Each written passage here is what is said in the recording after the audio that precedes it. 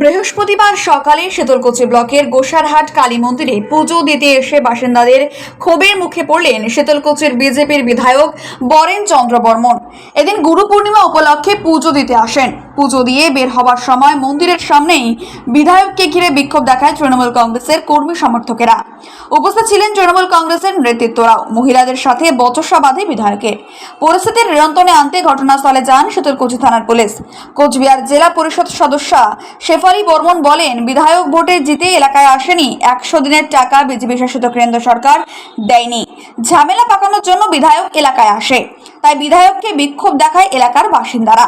যদিও বিজেপির বিধায়কের বরেন চন্দ্র বর্মনের দাবি, এদিন তিনি দলীয় কর্মসূচিতে আসেনি, তিনি একজন হিন্দু, তাই মন্দিরে পুজো দিতে এসেছেন। হিন্দুরা মন্দিরে পুজো দেবে তা নিয়েও জঘন্য রাজনীতি শুরু করেছে। মানুষের জবাব দেবে। পুজো দিতে আসছি, আজকে গুরু পুজো। আজকে দেখুন মন্দিরে বসে রাজনীতি করছে। আমি পুজো দিতে আসছি, আজকে গুরু পুজো। আজকে গুরু হচ্ছে হিন্দু শাস্ত্রের পরম্পরা।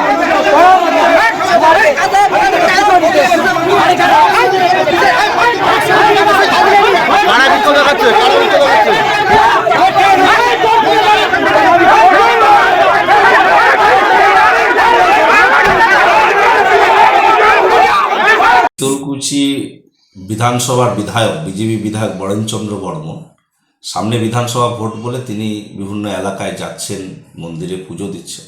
পুজো দেওয়াতে আমাদের আপত্তি নেই, কিন্তু একজন জনপ্রতিনিধির যে কাজ, সেই কাজ তিনি গত 4 বছর ধরে একটিও করেননি। মানুষ বিধায়কের দেখা পায়নি এলাকায় উন্নয়নমূলক কাজে তিনি কোনো অংশগ্রহণ করেননি। এমনকি সাধারণ ছাত্রছাত্রীদের স্কলারশিপ ফর্মে সই পর্যন্ত করার জন্য তাকে পাওয়া যায় না। স্বাভাবিকভাবে মানুষ তার উপর ক্ষুব্ধ, বীতশ্রদ্ধ হয়েছে। তাই আজকে এলাকায় যখন তিনি একটি মন্দিরে পুজো দিতে গিয়েছেন, স্বাভাবিকভাবে মানুষ তাকে প্রশ্ন করেছেন যে আপনি পুজো দিন, কিন্তু এতদিন আপনি কোথায় ছিলেন?